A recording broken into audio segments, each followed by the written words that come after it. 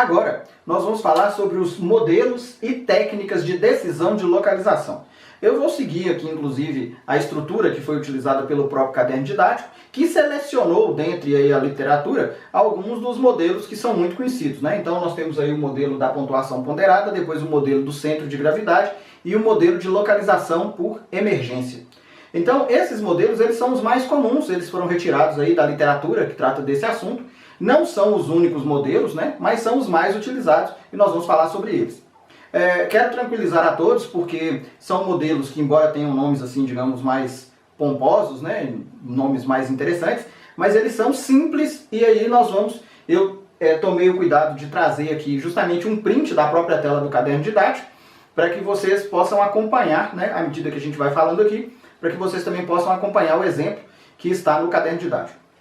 Então nós vamos falar primeiro aqui sobre o método da pontuação ponderada. O que é pontuação ponderada? Em primeiro lugar, ao se escolher um determinado local, né, então você tem a capacidade, você tem a condição de fazer uma comparação.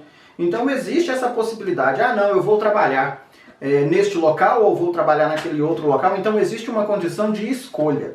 Então, um determinado local, ele acaba sendo melhor, né, mais adequado do que o outro, em função de algum critério que você estabelece.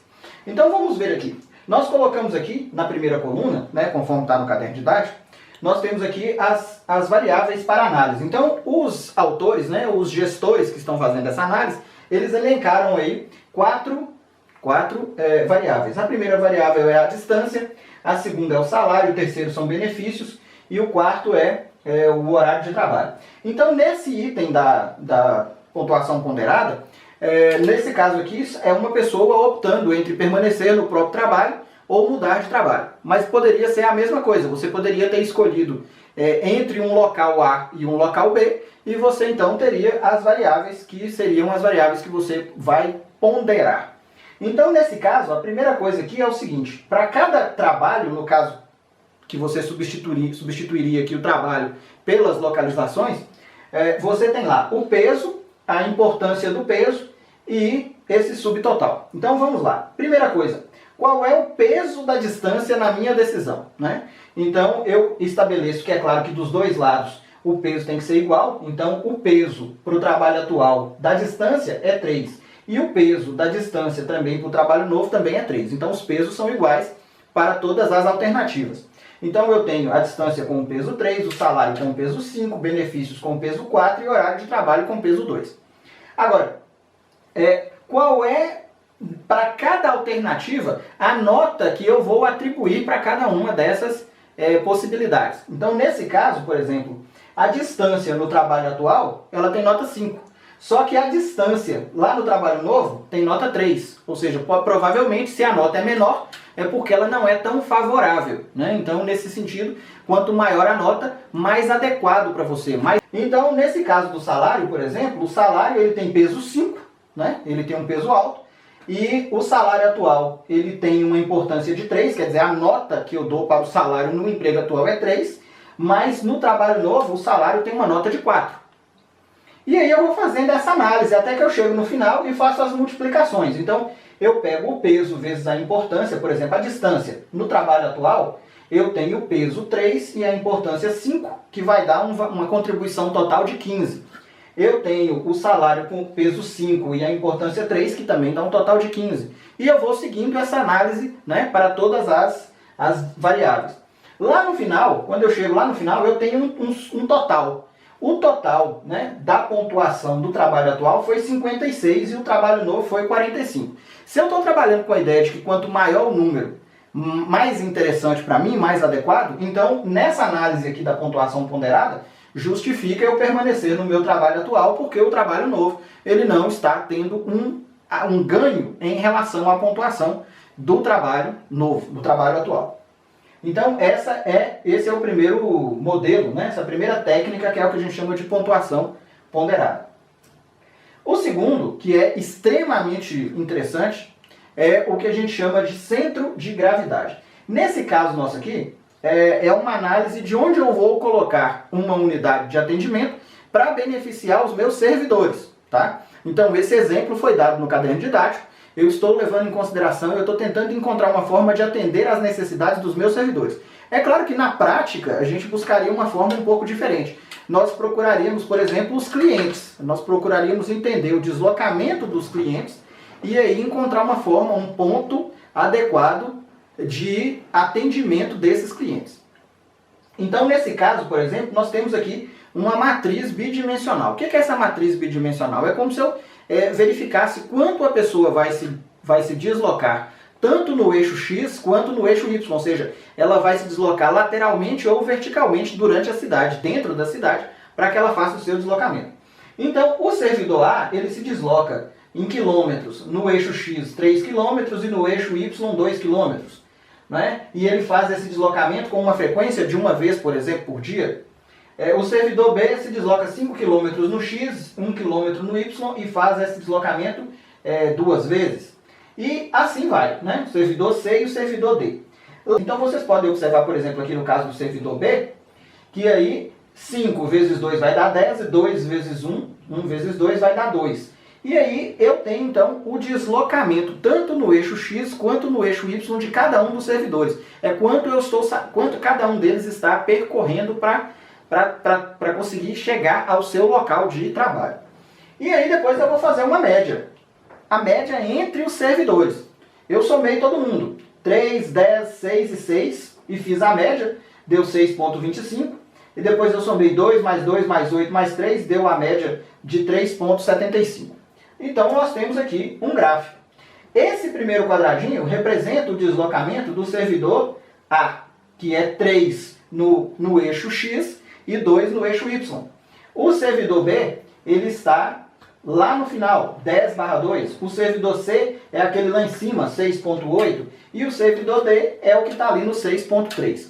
Então eu coloquei no gráfico, né? Montei um gráfico, montei um plano cartesiano com os deslocamentos dos servidores. E vocês podem observar que a bolinha, o pontinho ali, é justamente a média que eu tirei da análise que eu fiz anteriormente. Então este local, que é o centro de gravidade, ele é o local que mantém o equilíbrio. Então, se eu montar ali o meu centro de atendimento, o meu local, ele vai ser igualmente interessante, igualmente adequado para todos eles.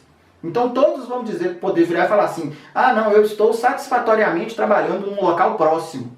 Né? Eu poderia entender que, por exemplo, vamos supor que não sejam servidores, né? São professores. Onde é que eu vou montar eu poderia fazer isso. Onde é que eu vou montar uma escola? A gente costuma ver essa situação, por exemplo, com a nucleação, né, das escolas.